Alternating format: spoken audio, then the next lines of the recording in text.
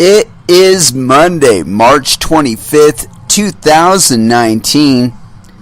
It is 8 p.m. Pacific Standard Time, and so you know what time it is. It's time for a little bit of coin metal. And it was a very early get your ass kicked at Jiu-Jitsu Monday. We didn't do all that much sparring. Actually, we didn't do any sparring per se. But we did cover some interesting entries and executions of the triangle choke.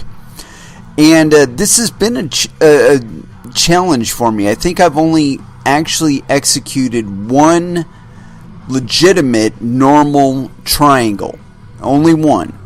But the entryways that we were working on today, it seemed like there are a lot more applications for it than I've been participating in, or that I've been actually utilizing. The setup for it was from a like a butterfly guard almost.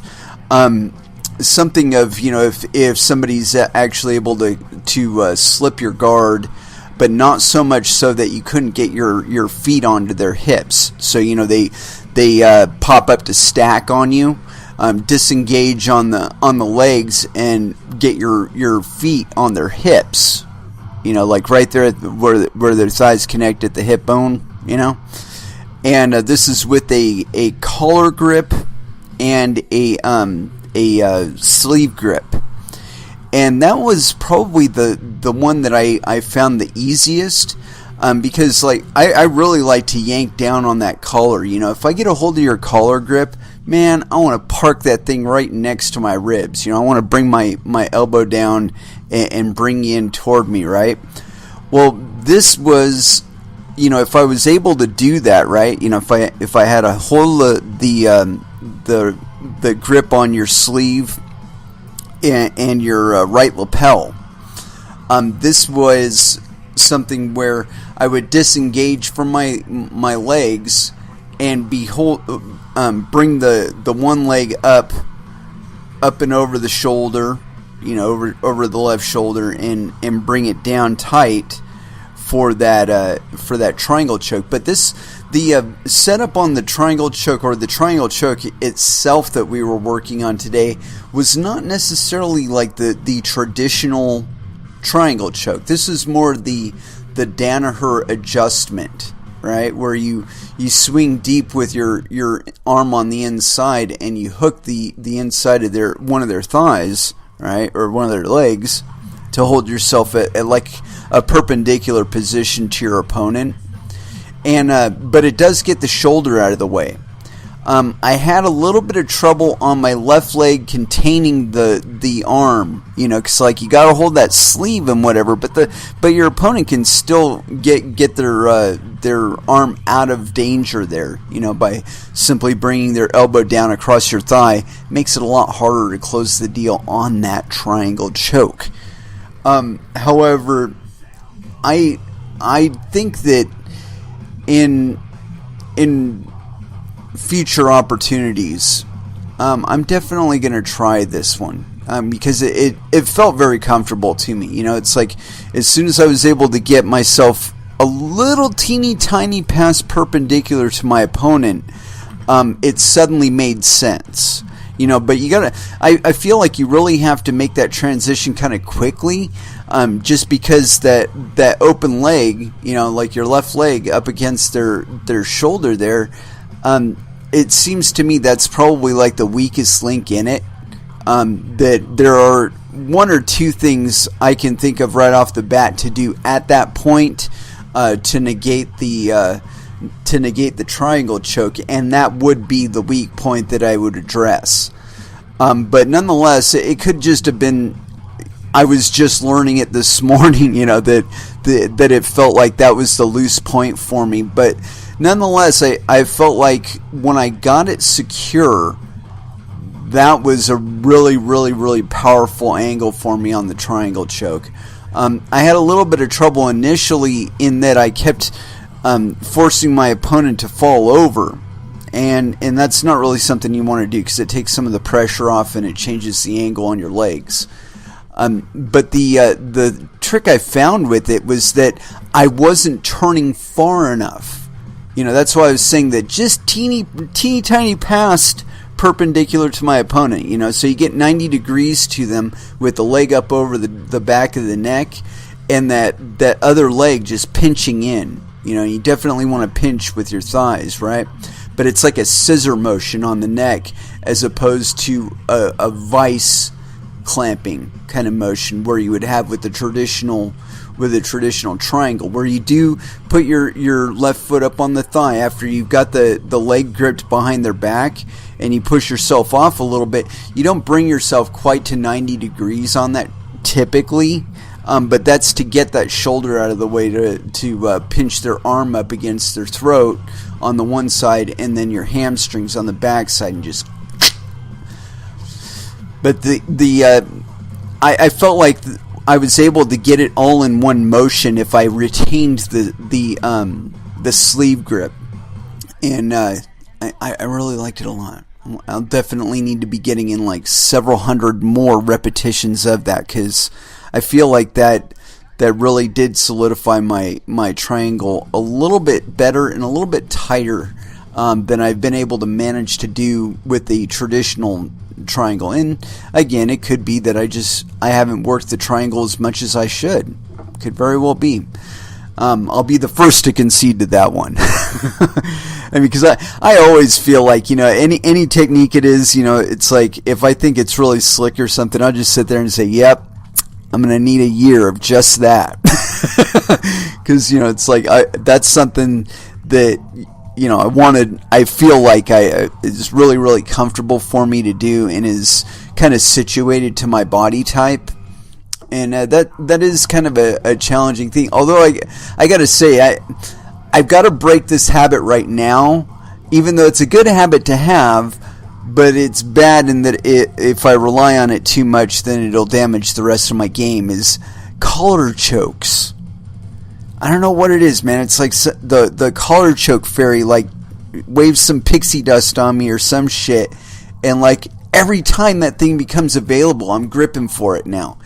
And and so I talked to you guys last week about the one class I had where it's just like the last 5 minutes of it was just collar choke, collar choke, collar choke, collar choke. And today, what was it? Yesterday, same thing happened where I was with a different opponent, and he was much larger than me, but I just barely missed getting that collar choke. If I'd had a little bit deeper grip on that gi, a little bit higher up on the lapel, I definitely would have been able to secure that one. And also, if I had grabbed a wad of his gi instead of just putting my arm, kind of anchoring it on the back of his shoulder, I think, like I said, that would have been a lot tighter if I was able to grab like a section of the fabric. I mean, and the guy is kind of big, so the probability of doing that is kind of limited with him in particular, because his gi fits really tightly. But nonetheless, if I was able to get a good grip of it, that would have helped secure that collar choke. But yeah, like I said, it's like it's just lining up, man. It's like I'll be in the right position for it. I'll have a hold of that gi, and it's like, gosh, if I just pull him a little tighter to me and then sneak my arm around the back, I can get that collar choke in right here. I don't know what it is. Hopefully one of these days it's like the triangle choke that like sinks itself in, and regardless of who I'm with, it just manages to find its way around the back of their neck, Hopefully that happens soon.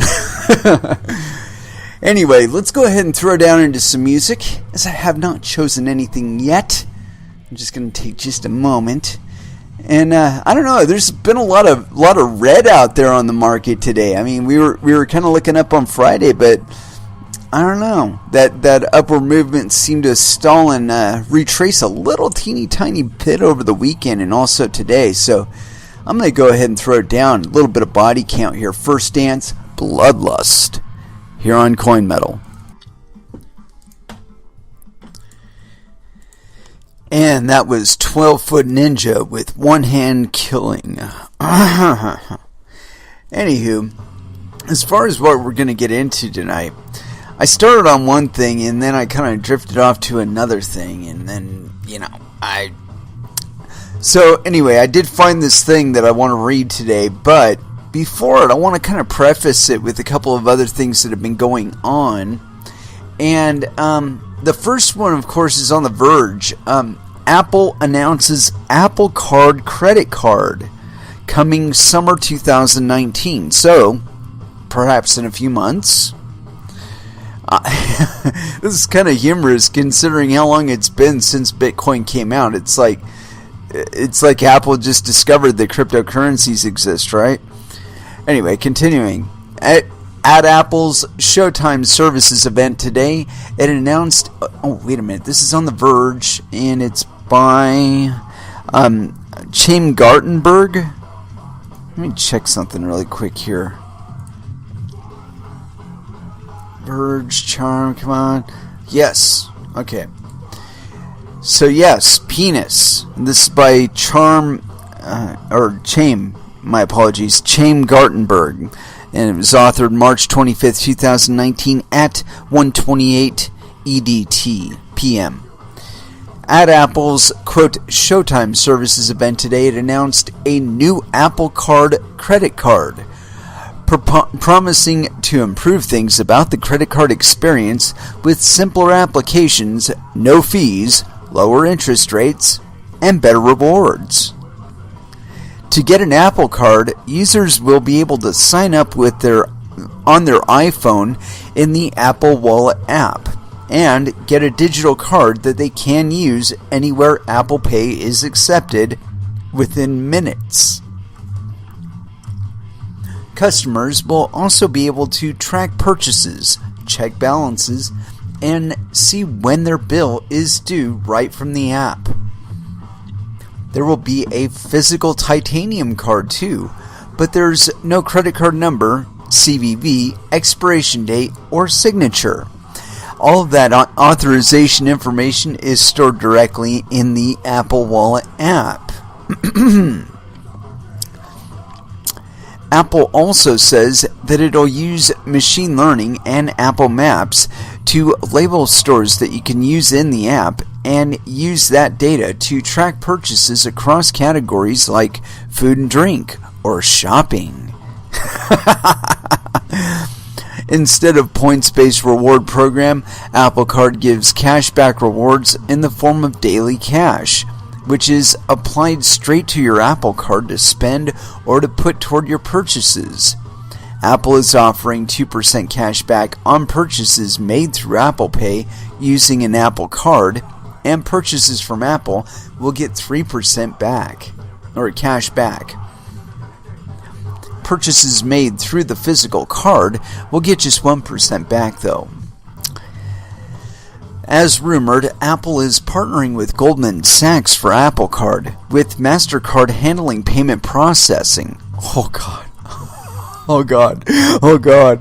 Additionally, the company is promising that there will be, quote, no late fees, no annual fees, no international fees, and no over-limit fees with the Apple Card, and lower interest rates with no penalties for missing payments, with APR rates ranging from 13.24% to 24.24% based on credit. The company also notes that, quote, later missed payments will result in additional interest accumulating toward the customer's balance.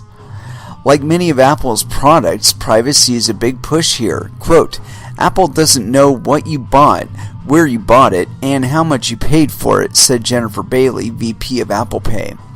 All of the spending tracking and other information is stored directly on the device, not Apple's servers. Oh great, so they just got to steal your device and they get all your information. The company also promises that, quote, Goldman Sachs will never sell your data to third parties for marketing and advertising. No, they'll just use it themselves for marketing and advertising. Jesus Christ. Okay, so I'm sensing like a confluence of conflicts of interest here. Let's check what the comments have to say really quick though here. Let's see, State Biscuit says looks great so far. I'm not Spartacus says, I want the titanium beauty in my wallet. Yeah, great.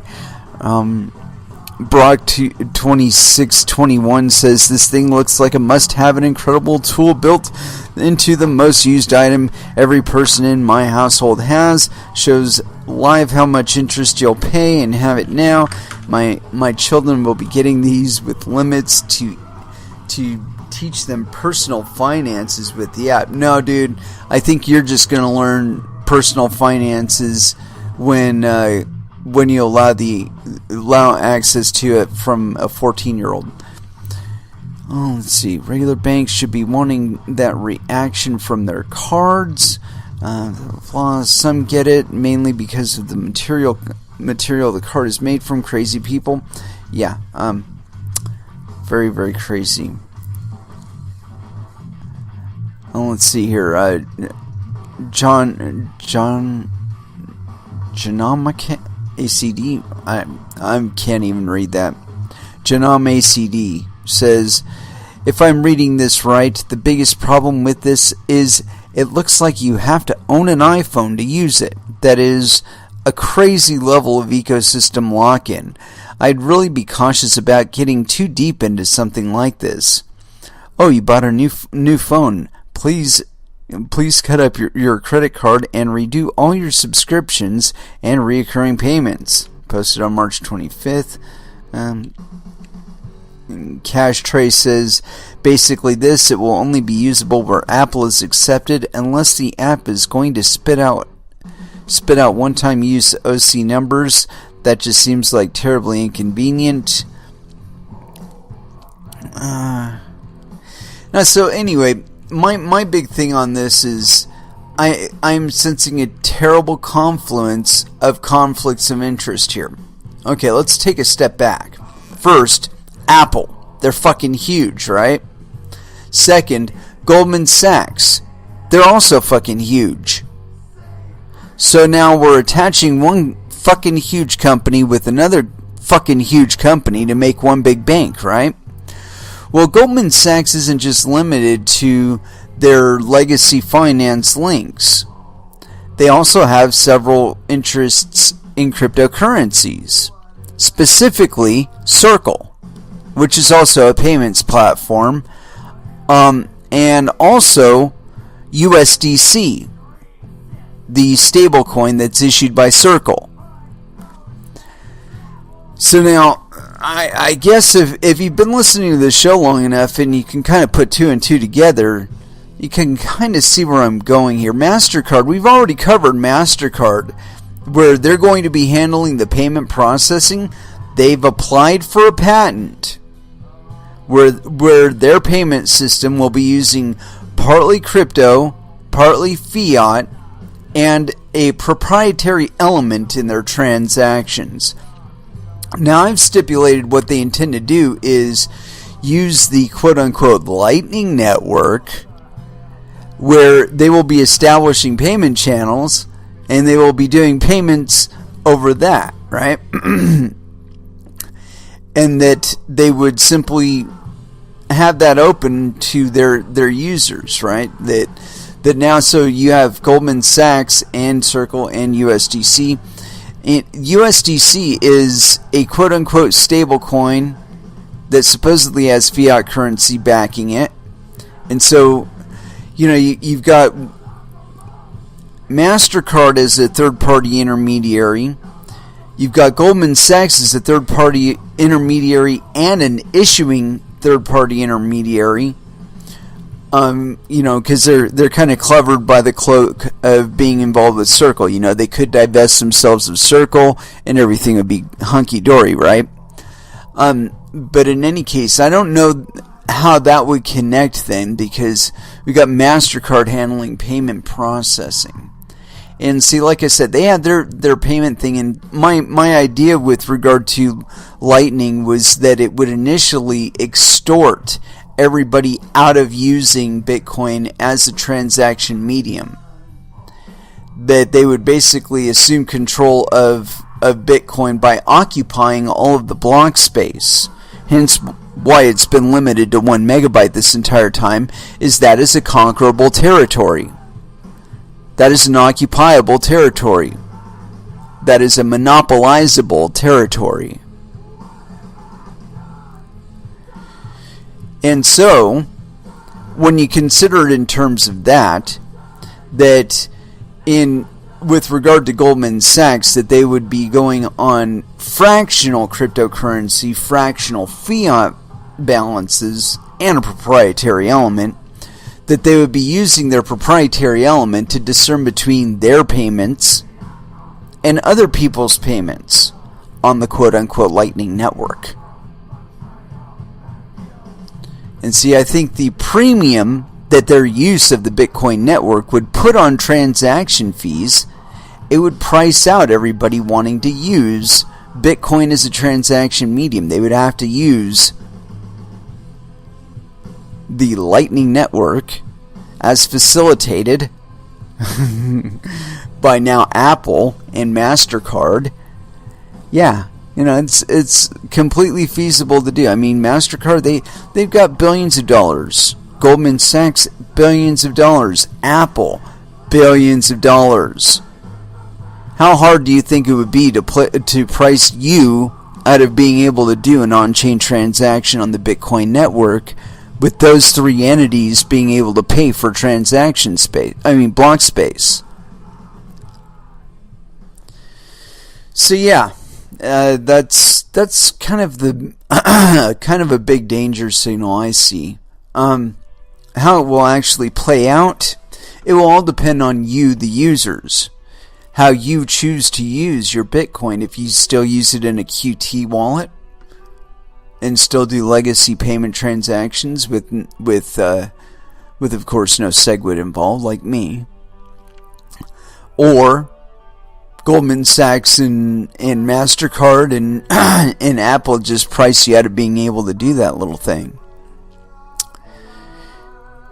This is some big stuff, and when you consider the ruminations of Craig Wright and the way that he talks about BSV and gigablock miners and all that other bullshit, you start seeing the possibility for the type of backbone that this kind of project would need. Because you're talking about potentially hundreds of thousands of transactions per second.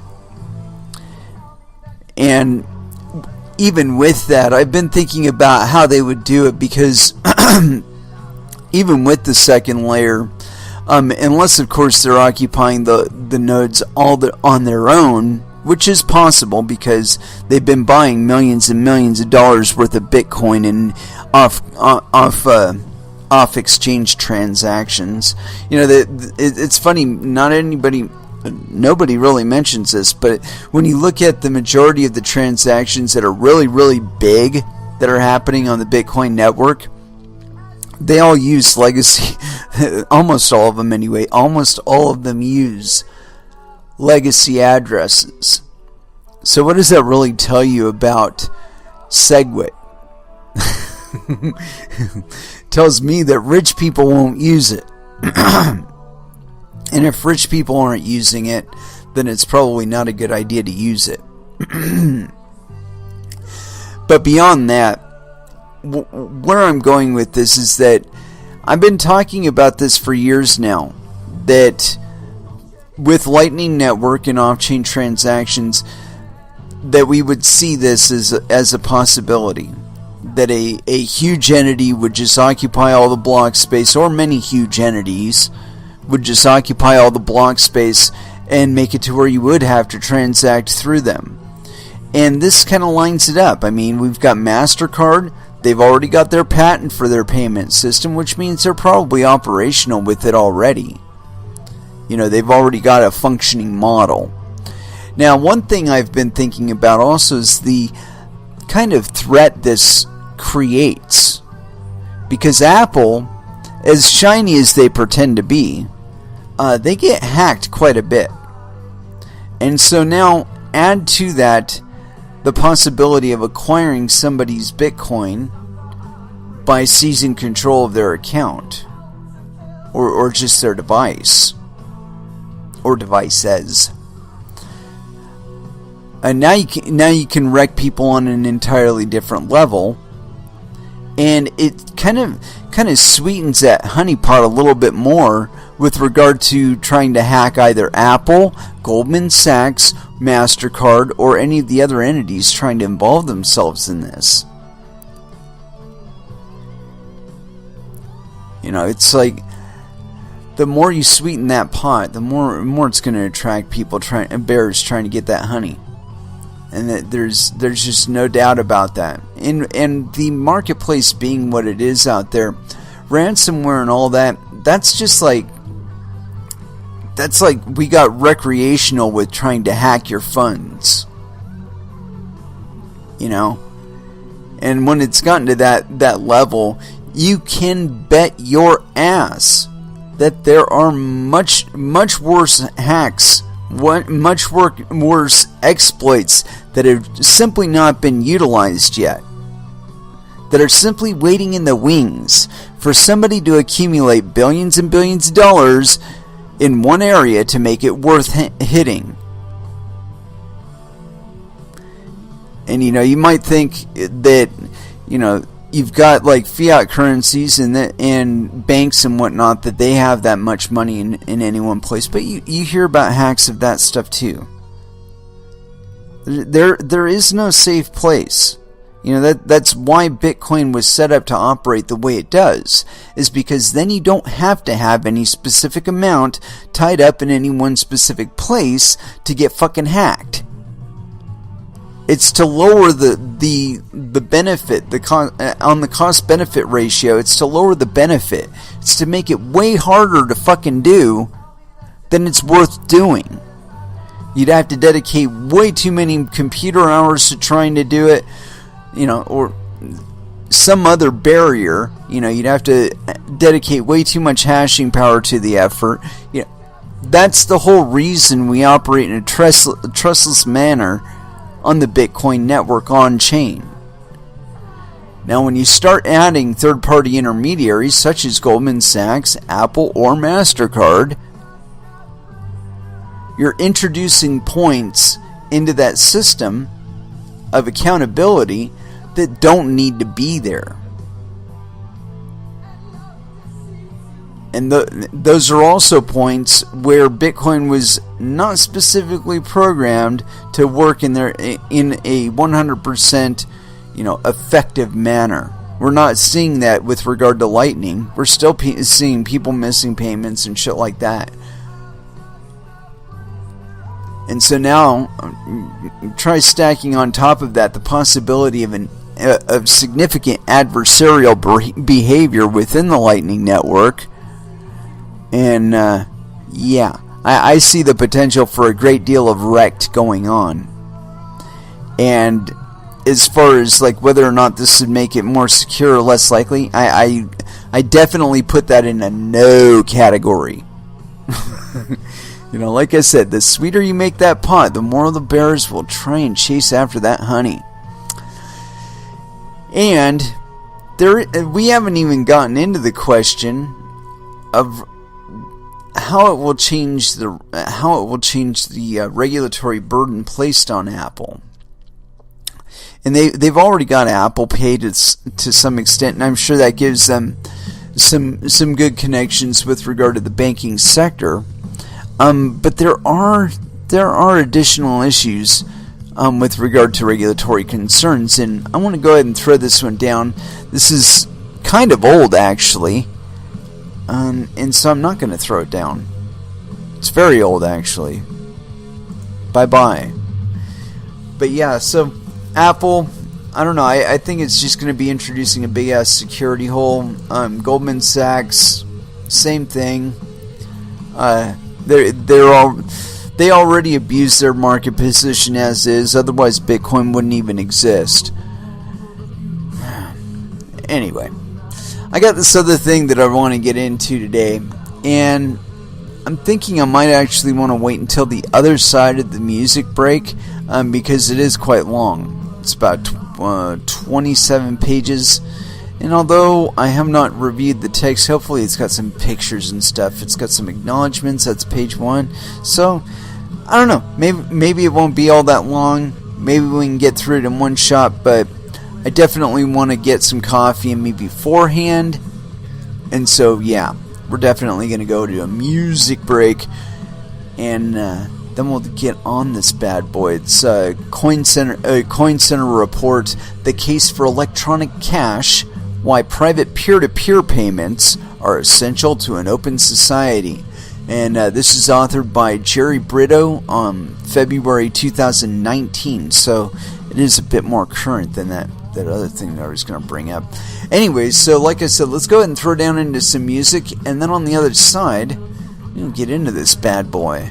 And as far as what to get into first, I don't know, but I'm really close to Wayne Static, and I'm really loving Wayne Static right now, so that's where we're going to start. And, what song, though? I don't want to play around the turn. I tend to play it way too much. So here it is, Static Killer, here on Coin Metal.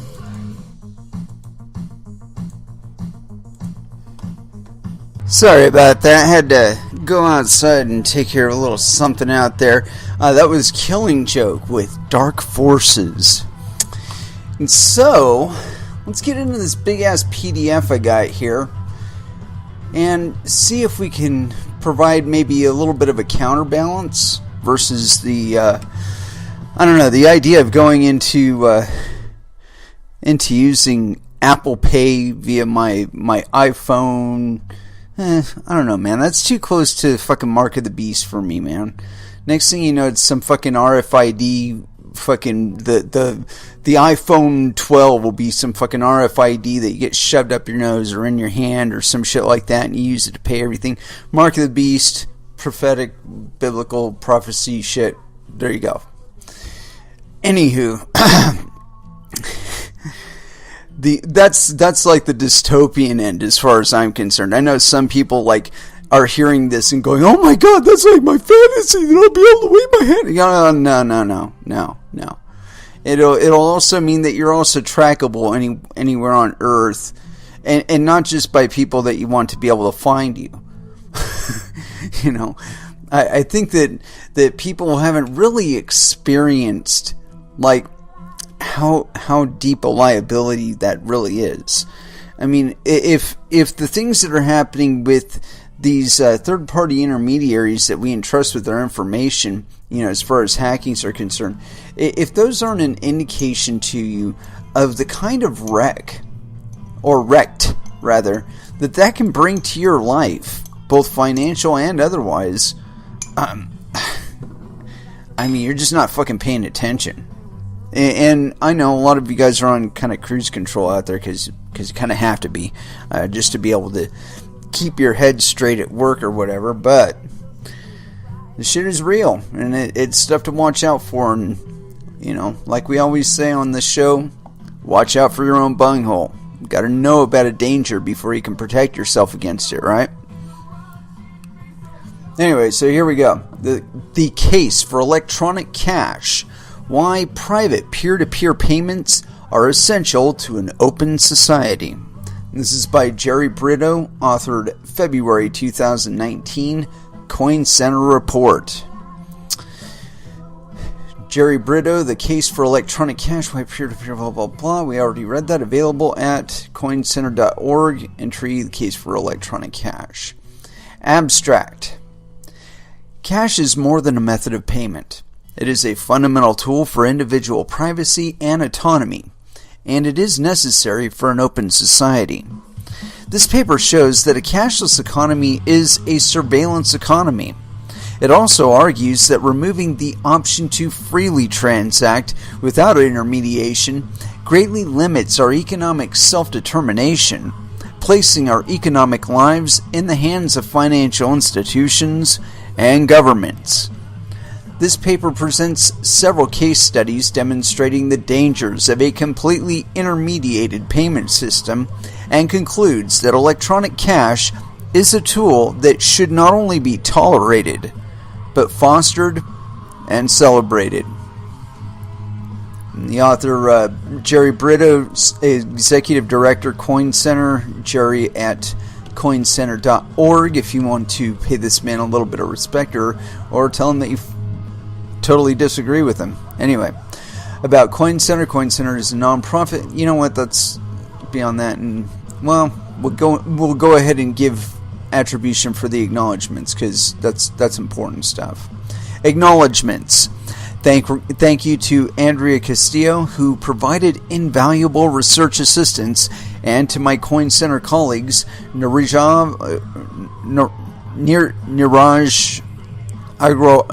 Agrawal, my apologies, sir, James Faust, Robin Wiseman, and Pat Van Valkenburg for indispensable discussions and comments on early drafts of this paper.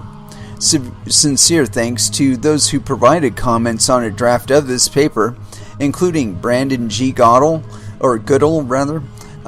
Jason Sumansato, OX Project, Alexander Zadelson, Beam, Elena Nadalinsky, Beanstalk, Ron Bernstein, Coinbase, Rainey Reitman and Jamie Lee Williams, Electronic Frontier Foundation, Silky Elrifay, my apologies, Silk, Gnosis, Daniel Lindbergh, Drin, Alex Gladstein, Human Rights Foundation, Stephen Waterhouse, Orchid Labs, Marvin Amory, Protocol Labs, Alan Curtis, Zadar, Zuko Wilcox, Zcash, and Josh Cincinnati, Zcash Foundation. Special thanks to Shane Glynn, Joshua Goldbard, and Nathan Sharma, MobileCoin, for helping organize a workshop for this paper. Introduction. Completely anonymous cryptocurrency is an experimental new technology that is being perfected by the day. While it is tempting to only focus on the opportunities it presents to criminals and its inevitable illicit uses, more important is what it represents for law-abiding citizens that make up the vast majority of society. Not only do its benefits outweigh its costs, electronic cash is indeed essential to sustaining a liberal open society. In a world without cash, a bearer and peer-to-peer form of money, all transactions must be necessarily intermediated by financial institutions. Intermediated transactions are by their nature subject to surveillance and control. If third-party financial institutions must be part of all transactions, then they will be privy to the intimate details of everyone's financial life. They can also choose to disallow certain transactions, and potentially even certain persons from transacting. Intermediation has many benefits, including efficiency and convenience. Used responsibly, the information gleaned from the privileged position of financial intermediary can also allow one to better extend credit, prevent fraud, and help the authorities fight crime. But, as this paper will show, it can also be abused spectacularly by corporations and governments. If there is no way to avoid intermediation, then individuals will have no way to preserve their privacy or their autonomy. That means all individuals, by the way, not just the poor ones. Cash is an ancient technology that allows us to avoid intermediation and thus to preserve the values necessary for the individual liberty and human dignity. While we are a long way from cashless and completely intermediated existence, at least in the United States, this paper will also show there is a concerted effort to eliminate cash that has been quite successful in other parts of the world. This paper will argue that cash is essential to an open society. It is an escape valve in our increasingly intermediated and therefore surveilled world. We do not argue that cash should be the only option for transactions, or even the option one should choose most of the time, but it should be an option. Without it, there is no choice but to have one's every purchase be watched and recorded, and the information used without one's consent. Without cash, there is no exit, no chance for the kind of dignity-preserving privacy that undergirds an open society. Cash is also necessary to retain agency and autonomy. Autonomy can be understood as the power to make decisions for oneself without interference from others. It's the ability to try things one's way, to succeed and be rewarded, or to make mistakes and learn from them. As with personal privacy, without individual autonomy, there can be no meaningful open society. It is therefore imperative that we preserve our ability to use it. Yet that is not enough. As we move to an increasingly online world in which physical cash is not practical for many transactions, we must also develop and foster electronic cash that is as privacy preserving and permissionless as physical cash.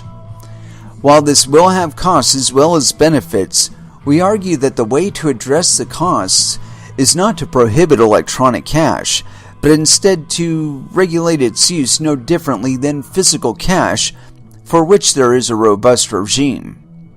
What is cash? Cash is not simply money. The word cash typically refers to money in the form of coins and paper notes. It is distinct from other forms of money such as demand deposits, which is money held in bank accounts and from which one can pay using a check. Paper notes and coins, on the other hand, are bearer instruments. That means that whoever has physical possession of the tokens, in this case the coins or notes or coins, is presumed to be the owner of the money, and ownership is transferred simply by handing over physical possession of the token. Cash transactions are peer-to-peer. Transferring ownership of a house, a car, a stock, or bond registered in one's name, or even money in one's bank account requires the involvement of a third party, such as a bank, a stock transfer agent, or a local register of deeds. A cash transaction, on the other hand, happens only between the two parties to the transaction.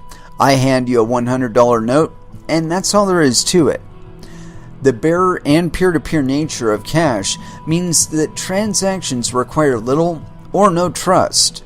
You may still want to verify that the cash in hand is not counterfeit, but there is no trust in third parties necessary for the transaction. In contrast, when you accept a check, you trust that the bank is solvent and will honor the order to pay. Because it is bearer and peer-to-peer, cash is also permissionless. This means that one does not need an authorization form or an account with any institution in order to transact with others. This is important for many persons who cannot easily open such an account, perhaps because they don't have steady income, a good credit history, a government ID, or a permanent address. In some countries, like Saudi Arabia, women are not allowed to open accounts. Cash is an open access system in which everyone, banked or unbanked, can participate without having to seek the permission of financial gatekeepers. Because cash is permissionless, it is censorship resistant. You can use cash to contribute to an unpopular cause or to purchase goods or services that are legal but socially or culturally taboo. Of course, it can also be used to buy an illicit good or service. While you may be punished after the fact for engaging in an illegal transaction, there is no third-party gatekeeper that can prevent the transaction because transactions are peer-to-peer. This even includes the very governments that may be issuing the cash notes. Finally, cash is private. Because cash is peer-to-peer, There need not be more witnesses to a transaction than its participants. Sometimes the case that only one party to a transaction is witness to it, such as one drops a bill into a church's donation box. There also need not be any record made of the transaction, since possession of the cash is what matters, and not any ledger entry. So, cash is a bearer, peer-to-peer, permissionless, and privacy-preserving form of money. It is an ancient technology with striking features, yet there is a movement afoot to eliminate it. The cashless society. It is easy to take cash for granted. When people think of money, they imagine colorful paper notes, even though the vast majority of global money stock is composed of electronic entries in bank ledgers, not physical cash. The ability to use an ATM to convert some of those ledger entries into paper that can then be used to pay a newsstand privately and permissionlessly is as second nature as breathing. There's no reason why that has to be the case. Sweden, for example, is fast becoming a cashless society. According to its central bank, cash transactions accounted for only 2% of the value of all payments made in 2015, and that figure is expected to drop by 0.5% or 2.5% by 2020. A majority of bank branches in Sweden no longer keep cash on hand, and ATMs are increasingly rare. Other Nordic countries like Norway, Denmark, and Iceland and Finland are similarly situated.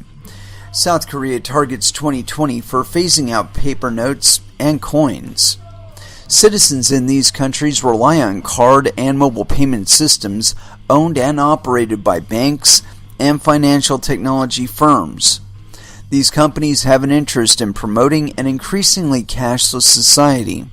Every cash transaction is a transaction that takes place outside of the infrastructure that they own and on which they take a fee.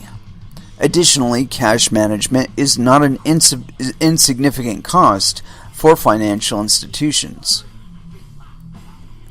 Firms such as Visa have launched advertising and media campaigns to urge consumers to give up cash for card payments. Other campaigns are targeted at merchants. In one, Visa offered $10,000 to restaurants and food trucks that committed to stop accepting cash. As Visa UK put it, these campaigns are part of a, quote, long-term strategy to make cash peculiar by 2020. Central banks also have an interest in eliminating cash. Doing so would grow the monetary policy tools at their disposal. If there are no bearer notes and all money is in the form of deposits, then it is easier to impose negative interest rates across the whole economy.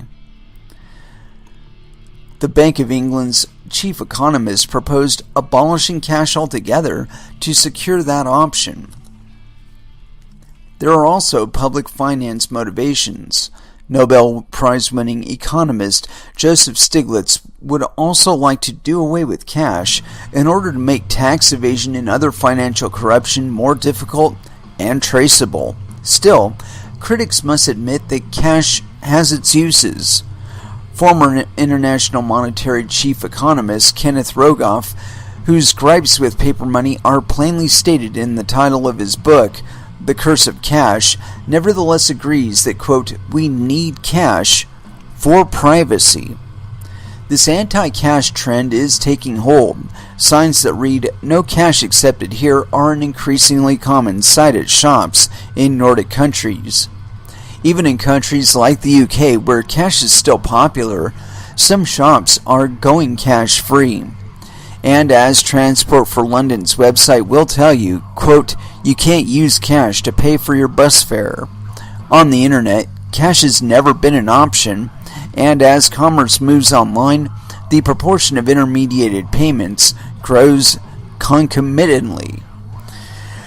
Market research firm eMarketer estimates that $2.3 trillion in global e-commerce sales in 2017. That is around 10% of the $22.6 trillion in all global retail sales and a lot of references there.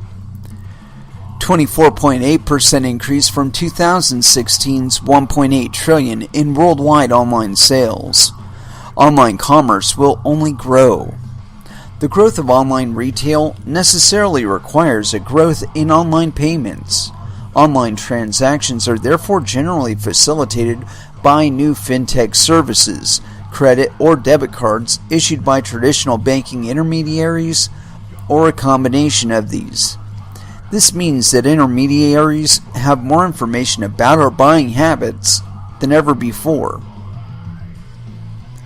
Although some countries like Sweden are on a cashless path, it would be a mistake to conclude that people's desire for cash has lessened globally.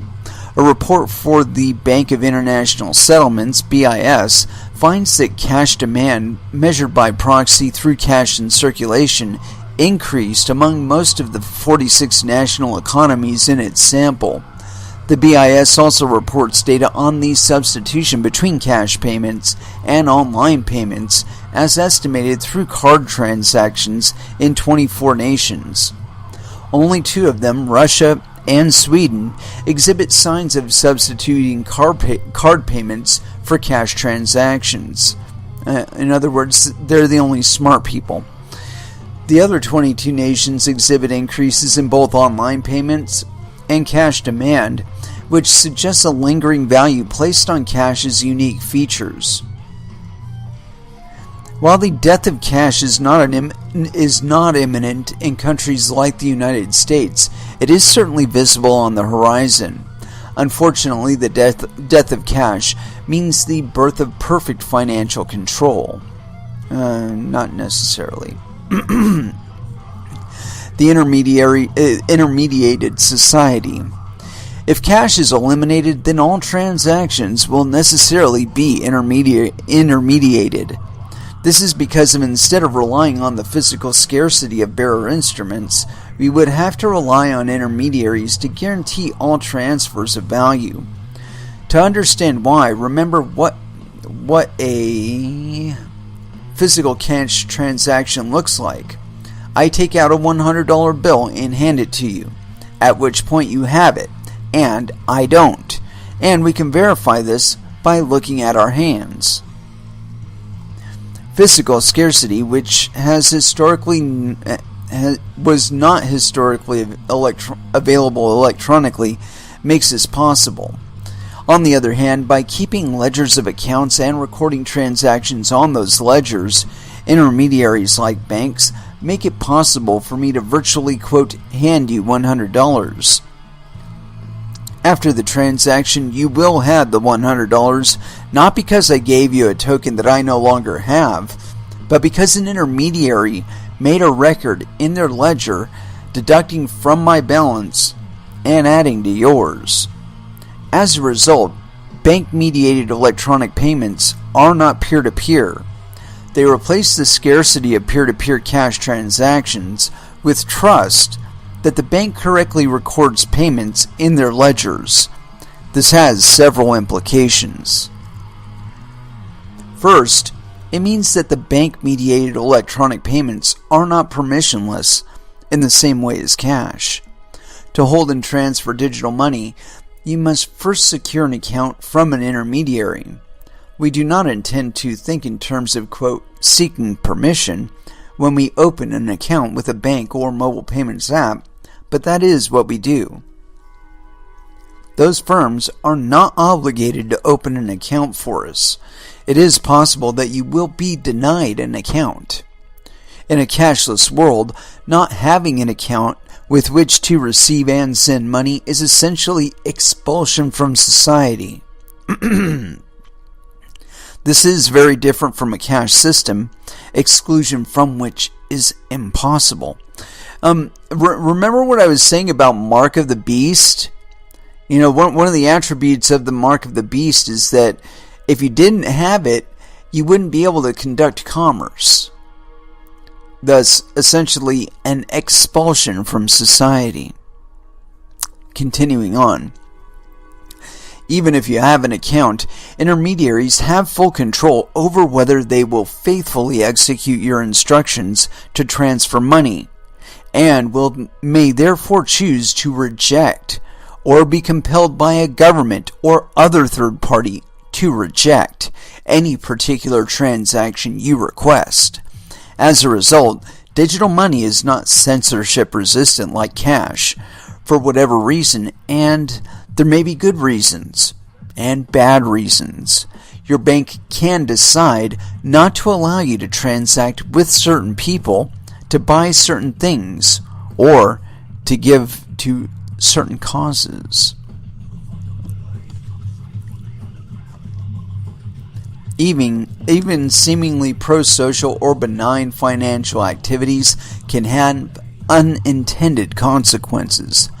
Federal laws aimed at curbing money laundering and terrorist financing deputize banks to be vigilant about monies sent to certain, quote, high-risk countries. Because of this, charities providing aid to war-torn areas or deprived populations have difficulty accessing reliable bank services and thus getting money to those most in need. High-risk countries tend to be among those most in need of humanitarian aid, so charities understandably focus their efforts there. When charities fund transfers are slowed and scrutinized, or the bank accounts are shut down, the potential human cost is significant. What is worse, banks' appeals processes are opaque. One lawyer representing charities whose bank accounts had been closed told Wall Street Journal, quote, "There's no in explanation, no opportunity given in appeal.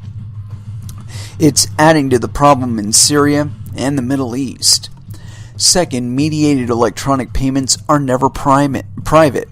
An intermediary must also know the parties to and the details of a transaction in order to make the appropriate ledger entries. Unlike cash, there's always a third-party witness to every transaction. In a cashless world, your bank would know the exact time, amount, and counterparty to every transaction you engage in, and can build a thorough profile of you. This information, especially if combined with other data such as social network activity, see recent reports about Facebook and Google trying to reach a deal with banks, can be a formidable tool, or, if fallen into the wrong hands, it can be a powerful weapon. And just given the example that we've had so far of China's use of social media in social scoring, that should give you a little bit of pause right there, you know? Hold on one moment, I gotta hydrate here.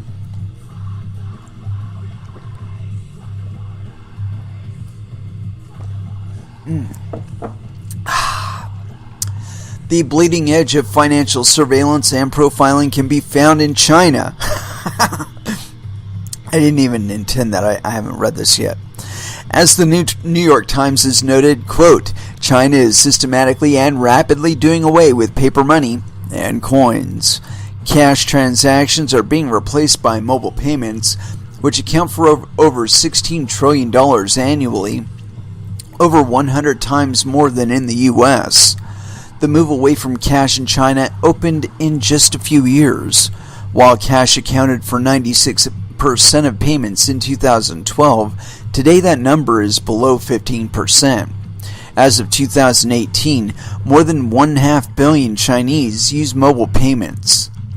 Tencent's WeChat Pay and Alibaba's Alipay are the dominant payment platforms in China, with a combined market of 92%.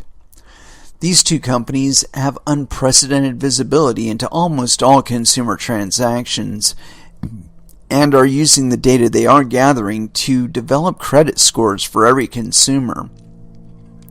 The scores look not just at creditworthiness, but at social media and consumption behavior as well, to determine, quote, whether the consumer's social behavior is healthy. What counts as healthy behavior will be influenced by the Chinese government, which has encouraged and guided the development of Tencent and Alibaba's scoring systems. Beijing sees them as the backbone of a social credit system to, quote, rate each and every one of the nation's 1.3 billion citizens by 2020, using metrics that include whether they pay their bills on time, plagiarize schoolwork, break traffic laws, or adhere to birth control regulations. Oh, Jesus Christ. That sounds like such a fucking Orwellian nightmare, man. Purchasing habits are noted by the financial intermediaries and can be used as input to your social credit score. As an Alibaba executive told the Chinese magazine in 2015, the company judges the purchases consumers make. Someone who plays video games for 10 hours a day, for example, would be considered an idle person, and someone who frequently buys diapers would be considered probably a parent, who on balance is more likely to have a sense of responsibility. A high social credit score will earn a citizen certain privileges. Today, that includes expedited permission to travel abroad and access to express lanes at airports, but in the future, it could grant your children placement at desired schools.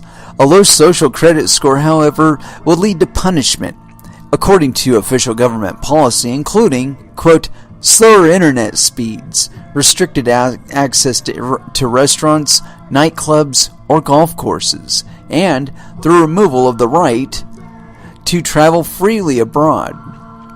Already, over 6 million people are banned from taking flights, and another 1.65 million are not allowed to take trains. Your score doesn't just affect you, but your friends and family as well. If your friend's score drops because of something she said or purchased, your score will be dragged down with hers as well. This means that not only will people have an incentive to watch what they say and buy, but to police their friends and family as well. Not only will there be peer pressure to conform to, quote, healthy behavior, but official government policy states that the, quote, new system will reward those who report acts of breach of trust.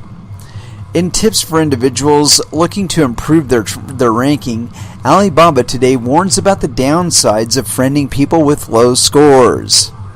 This kind of social control is made possible by intermediation. This kind of social control emerges naturally as the economy becomes increasingly dependent on dominant centralized intermediaries. These intermediaries, as a matter of course, surveil and record every action, which can then be judged and enforced algorithmically. The privacy and censorship resistant that permissionless cash affords serves as a check in such systems of social control. Today, Alibaba's and Tencent's credit systems are technically voluntary, but in the near future, perhaps as early as 2020, they will be mandatory for everyone in China. Similarly, cash is currently still available, but in order for the social credit system to work optimally, the government has every incentive to eliminate cash and replace it with intermediated money. As should be clear, intermediation is not without consequence.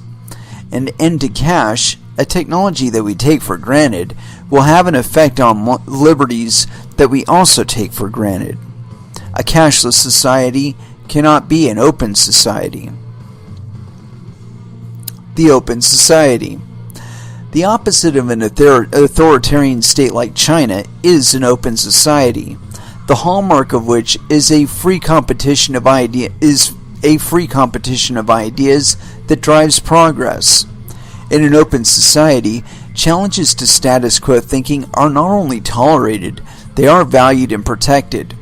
An open society eschews monism, the ancient belief that there is a single harmony of truths into which everything, if it is genuine, in the end must fit. In favor of value pluralism, a celebration of variety and diversity within society. An open society works only if individuals are free to engage in critical thinking to develop, communicate, critique, and accept or reject ideas. That in turn requires freedom of thought and expression and association, which is why open societies tend to be liberal democracies that guarantee civil liberties under the rule of law. The equality and dignity of individuals are also paramount values in liberal open societies. Persons are equal in worth and rights and should be treated by their government and their fellow citizens with dignity, i.e., not as a means to an end, but as the ends in themselves.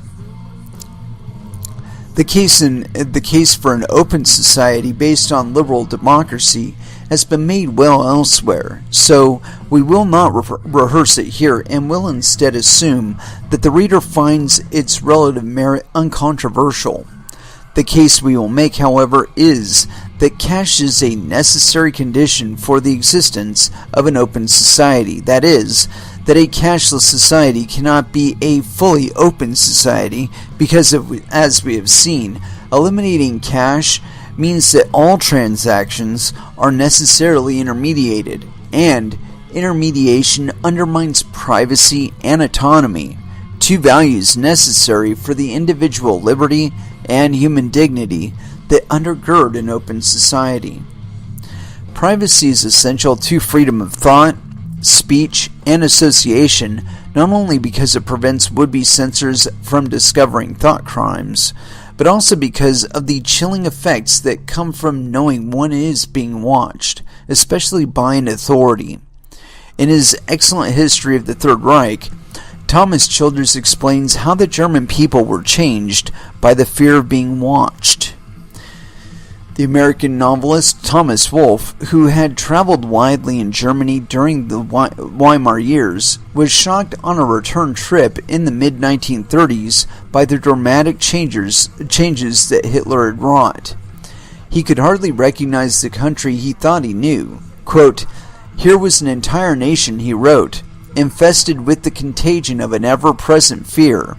It was a kind of creeping paralysis which twisted and blighted all human relations. Yet, thinking back on day-to-day life in the Third Reich, most Germans did not recall being consciously afraid.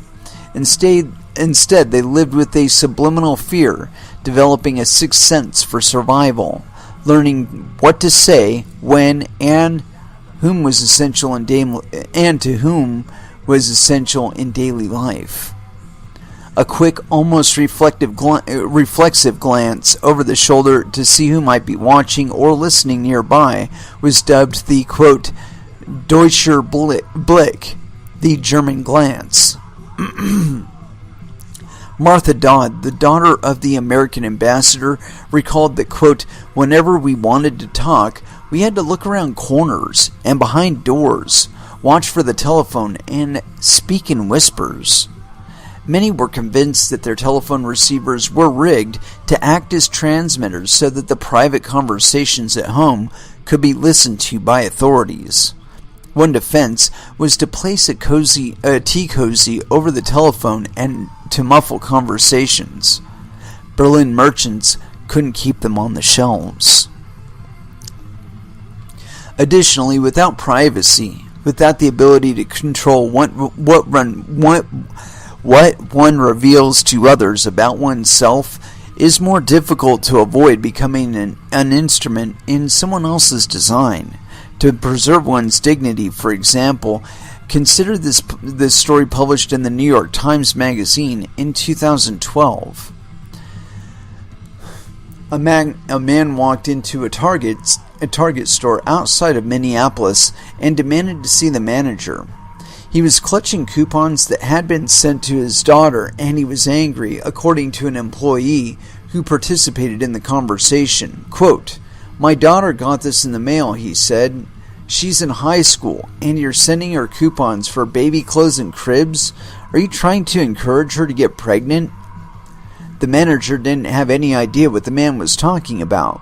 He looked at the mailer, Sure enough, it was addressed to the man's daughter and contained advertisements for maternity clothing, nursery furniture, and pictures of smiling infants. The manager apologized and then called a few days later to apologize again. On the phone, though, the father was somewhat abashed. Quote, "I had a talk with my daughter. He said, it turns out there's been some activities in my house I haven't been completely aware of, and she's due in August. I owe you an apology." No, he doesn't. How did fucking Target know that his fucking daughter was banging somebody? And that's actually the next question here. How did Target know that the girl was pregnant before she told her father? Probably because she bought a fucking pregnancy test at fucking Target, assholes. When you shop at Target, you are assigned a unique identifier that is used to track everything you buy. Target does not seek your consent to do this. Simply using a credit card is enough to let Target start identifying and profiling you. By statistically comparing the shopping habits of women who had voluntarily signed up for Target's baby registry program, thus known to be pregnant, with those of the broader public, the retailer can predict not only who is pregnant, but, quote, also estimate her due date within a small window. So Target could send coupons timed to very specific stages of her pregnancy. It's tempting to think, quote, so what? Although the girl did not willingly reveal her pregnancy, Target gleaned the fact from her purchasing history, which is a history of voluntary interactions, even if the girl could not foresee what they would reveal. And it was indeed a fact, after all, that she was pregnant, and not something she would be able to keep from her father for long. There are deeper issues, however, and that is betrayed by how Target thinks about its surveillance program. Andrew Pohl, the Target statistician who developed the pregnancy prediction program, had the task put to him by the marketing department this way, quote, "If we wanted to figure out if a customer is pregnant, even if she didn't want us to know, can you do that?" As the New York Times reported, quote, "Using data to predict a woman's pregnancy, Target realized, soon after Pohl perfected his model, could be a public relations disaster. So the question became, quote, how could they get their advertisements into expectant mothers' hands without making it appear that they were spying on them? How do you take advantage of somebody's habits without letting them know that you're studying their lives?" A Target executive explained the solution. Quote, "We started mixing in all these ads for things we knew pregnant women would never buy, so the baby ads look random. We'd put in an ad for a lawnmower next to diapers. We'd put a coupon for wine glasses next to infant clothes. That way it looked like all the products were chosen by chance." That also kind of, it forgets something about the human associative process. I mean, because, like here, we'd put a coupon for wine glasses next to infant clothes. That tells me that being a mother makes you become a fucking drunk who drinks wine. Anyway, continuing on. Quote, "And we found out as long as a pregnant woman thinks she hasn't been spied on, she'll use the coupons. She just assumes that everyone else on her block got the same mailer for diapers and cribs.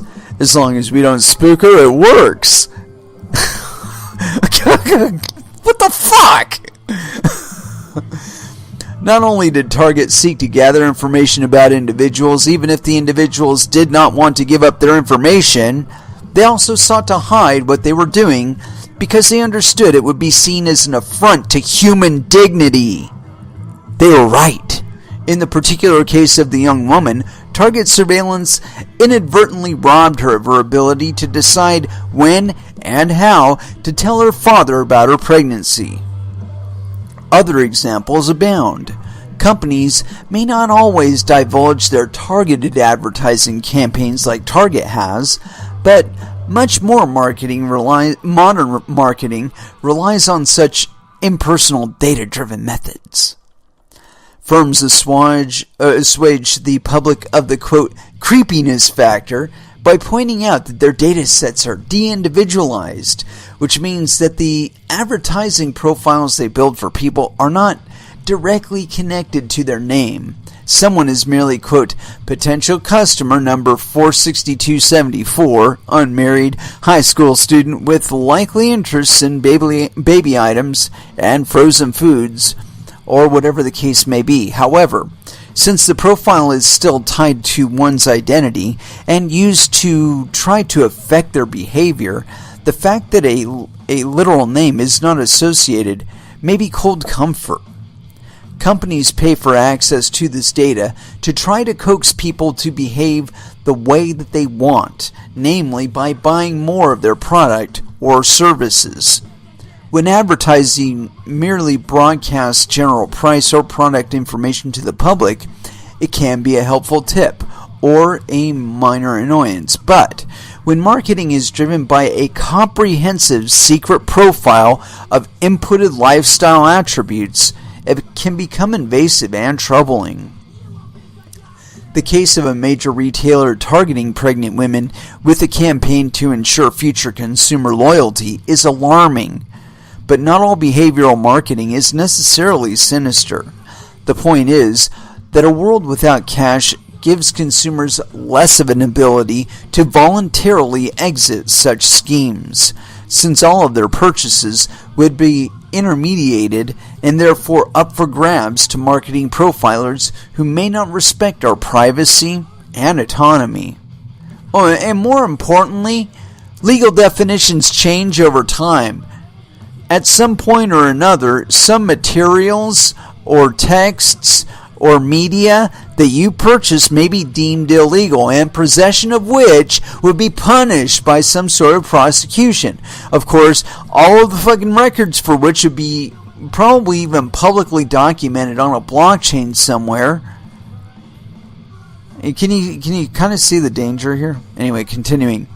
Privacy's fundamental relationship to human dignity must be emphasized. Samuel Warren and Louis Brandeis' foundational article, quote, The Right to Privacy, not only noted the physical and pecuniary harms dealt by privacy violations, but also, quote, spiritual wrongs, injuries to estimates of ourselves, assaults upon our own feelings, and blows to our inviolate personality, that is, our human dignity, to which the authors directly refer to in their conclusion.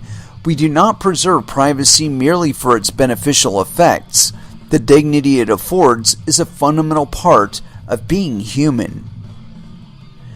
Given that consumers don't affirmatively consent to retail surveillance, what can one possibly do to avoid losing one's privacy?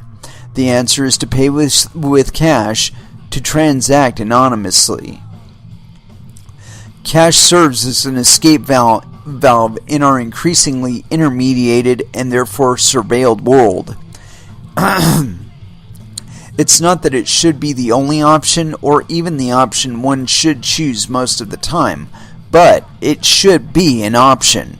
Without it, there is no choice but to have one's every purchase to be watched and recorded, and the information used without one's consent. Without cash, there is no exit, no chance for the kind of dignity-preserving privacy that undergirds an open society. Cash is also necessary to retain agency and autonomy. Autonomy can be understood as the power to make decisions for oneself without interference from others.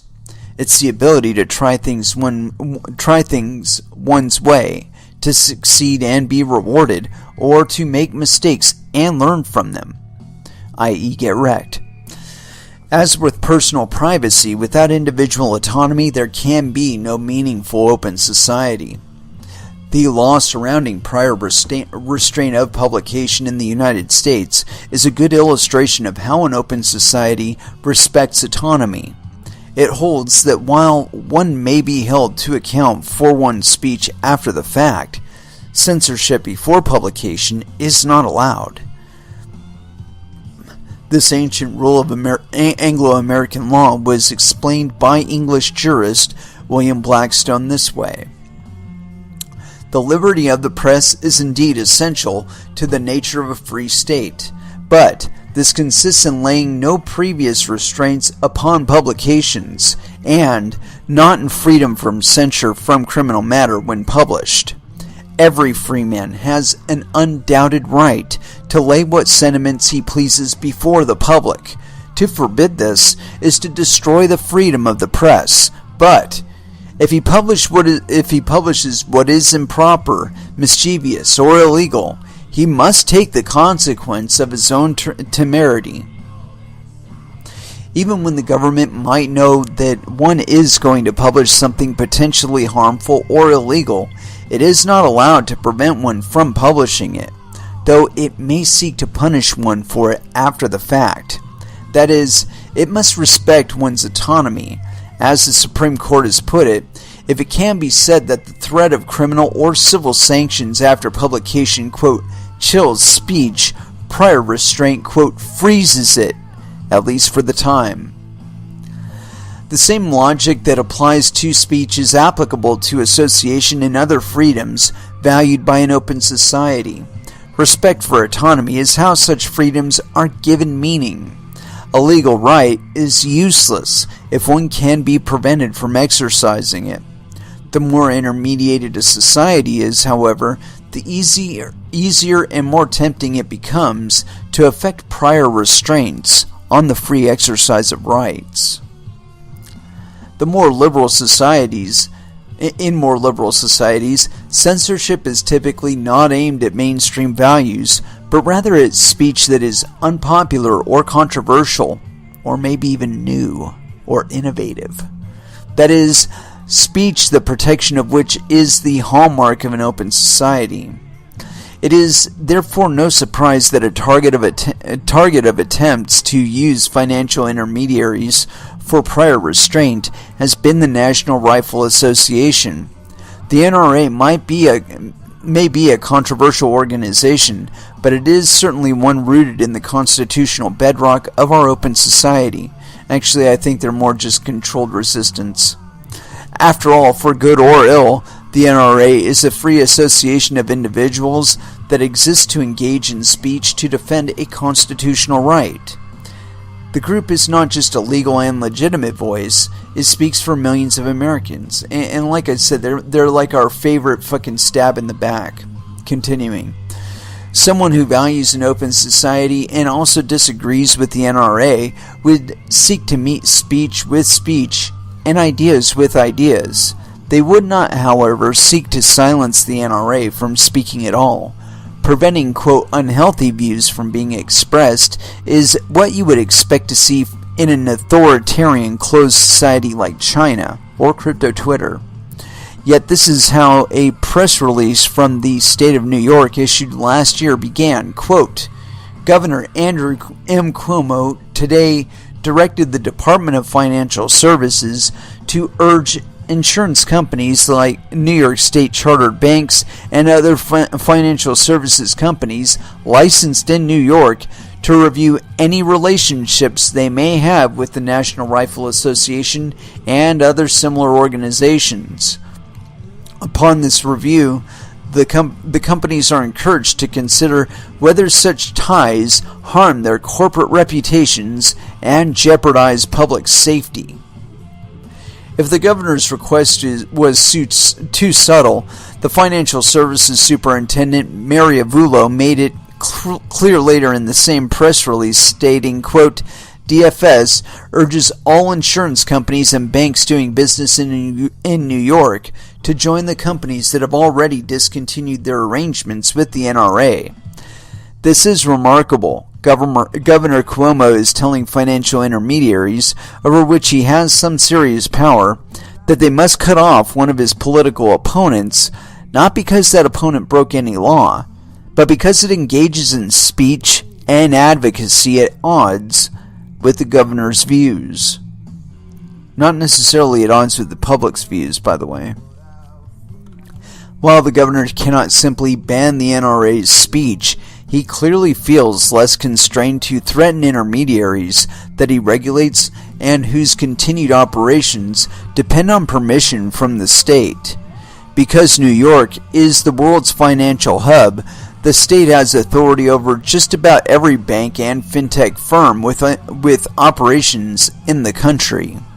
As a result, losing access to New York regulated financial intermediaries is practically a death sentence for any advocacy group. As the NRA put it in a suit filed against Cuomo, quote, "If the NRA is unable to collect donations from its members, safeguard the assets endowed to it, apply its funds to cover media buys and other expenses integral to its political speech, and obtain basic corporate insurance coverage, it will be unable to exist as a not-for-profit or pursue its advocacy mission." This is not just a viewpoint-based prior restraint on one organization's ability to speak. It is also a restraint on the autonomy of millions of citizens who wish to make perfectly legal and legitimate contributions to engage in free association and collective speech. Such prior restraint is only possible because of our dependence on financial intermediaries. While physical cash could serve as a last resort, it is not a practical alternative in our increasingly digital world. It is therefore the reliance on intermediaries that is at odds with individual autonomy, an important basis for an open society. To risk an autonomy posed by a dependence on financial intermediaries exists, even if there were no egregious government actions like Cuomo's. In an article published months before the governor's edict, New York Times columnist Andrew Ross Sorkin made the case that the financial industry should, of its own accord, use its, quote, leverage over the gun industry to effectively set new rules for the sales of guns in America. If MasterCard were to bar customers from using their credit cards for certain gun purchases, he wrote, quote, assault weapons would be eliminated from virtually every firearms store in America because otherwise the sellers would be cut off from the credit card system. While one may not like guns or speech advocating for the right to bear arms, it is important to recognize that maintenance of an open society is not compatible with financial intermediaries having this much power. Dependence on intermediaries means not only constant and unfavorable surveillance, but also the power to thwart individual autonomy. Today it may be gun advocates that are targeted, but tomorrow it could be abortion providers that are dropped by financial intermediaries. Groups such as Muslim charities, sexual fetishist communities, and socialist booksellers have already experienced such extra-legal sanctioning. It's no surprise that the American Civil Liberties Union filed a brief in support of the NRA. Cash and financial intermediaries both have important roles in an open society. Cash affords the people with autonomy and privacy. Financial intermediaries provide convenience. Both structures, however, present challenges. Cash can be used to facilitate crimes or evade taxes. Financial intermediaries surveil our every transaction and can limit what we are allowed to do with our own funds, becoming de facto legislators, judges, and juries. The challenge for an open society is to allow both structures to coexist while maintaining a legal system that proportionally addresses downsides. Another challenge for open societies is to ensure that as more commerce is undertaken on the internet and via mobile devices, that we maintain an escape valve that allows individuals to safeguard their privacy and autonomy. One way to do this is to foster the ongoing development of electronic cash. The moral case for electronic cash. Cash is a bearer, peer-to-peer, permissionless, and privacy-preserving form of money. In a world without cash, all transactions are intermediated. That means that there is no way to engage in a transaction that is not recorded by a third party. and there is no way to engage in a transaction without the permission of a third party. Such complete intermediation is at odds with the essential values of an open society. Indeed, intermediation undergirds the systems of control employed by authoritarian states like China. Cash is essential to an open society. It is an escape valve that lets us protect our privacy, dignity, and autonomy. It is therefore imperative that we preserve our ability to use it. Yet that is not enough. As we move to an increasingly online world in which physical cash is not practical for many transactions, we must also develop and foster electronic cash. Electronic cash is exactly what it sounds like: a bearer, peer-to-peer, permissionless, and privacy-preserving form of money that is not paper or metal, but digital. Bitcoin, the world's first cryptocurrency, was created to be that. While it is bearer, peer-to-peer, and permissionless, it is not completely privacy-preserving. The Bitcoin system still leaves a significant digital trail to make it traceable in a way that physical cash is not. For close to a decade, cryptographers and computer sciences have been working to improve on Bitcoin's design in order to build a cryptocurrency that is not only permissionless and censorship resistant as Bitcoin is, but also private. Today there are several privacy preserving cryptocurrencies bastards! They didn't even mention Verge. Fuck you. I'm gonna do it for you. Today, there are several privacy-preserving cryptocurrencies in existence, like Verge, and those under development, including Beam, Dash, Grin, MobileCoin, Monero, and Zcash, which hold the promise of being true electronic cash. It is also likely that enhanced privacy will eventually be added to Bitcoin as well. Privacy is a notoriously difficult concept to define, but a useful definition was put forth by mathematician and computer scientist Eric Hughes. Quote, "Privacy is not secrecy. A private matter is something one doesn't want the whole world to know, but a secret matter is something one doesn't want anyone to know. Privacy is the power to selectively reveal oneself to the world." In this formulation, it is interesting to note that Hughes does not frame privacy as a right to be respected by others, but as a power to be exercised by individuals. I happen to agree with that.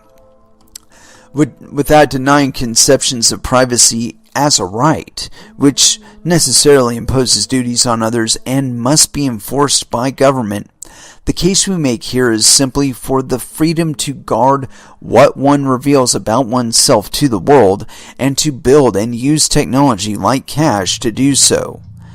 Not only is that a more modest goal, but additionally, if privacy is to be a check on a government overreach, then its enforcement cannot depend on government. The conception of privacy we advance here is therefore something that can be exercised individually and does not depend on anyone else. Think of the $100 bill dropped anonymously into a church's poor box. The donor's privacy depends on no one but himself. The donor's ability to retain his privacy, however, turns on the technology available to him. Let's see, where are we at? I think we can get one more. Physical cash, from seashells to gold coins to paper notes, is a technology that for millennia has allowed individuals to exercise autonomy and retain privacy. As we move towards a world that is increasingly decentralized, with all of the attendant benefits and efficiencies, we must preserve the ability to transact autonomously and privately that physical cash has heretofore made possible. Cryptocurrency that is both permissionless and private is a technology that can allow individuals to continue to live in an open society even as life is increasingly digitized. It is a tool that can allow one to shop at physical or online stores alike and reduce the risk of being tracked. It is a tool that allows one to contribute to advocacy groups that have powerful political enemies. And it is a tool that dissidents can use to resist authoritarian states. Caring deeply about the freedom that cash engenders is part and parcel of the Western liberal tradition. While many Nordic and Asian countries seem to be racing towards adopting a cashless society, in Germany the trend is decidedly the opposite. Given their experience with two authoritarian regimes, one fascist and one communist, Germans seem to appreciate how cash helps protect their freedom, privacy, and autonomy. Germans use cash for 80% of all transactions, and proposals to move in more cashless direction have been met with widespread public protest. Germans also carry about twice as much cash as people in the US, and tens of thousands of restaurants and shops, from big to small, are cash only. In Germany, the major chains Aldi and IKEA did not begin accepting credit cards until 2 years ago. And with that, we're going to go ahead and cut it off. We made it to page 22, and we only had another 5 pages to go on this business.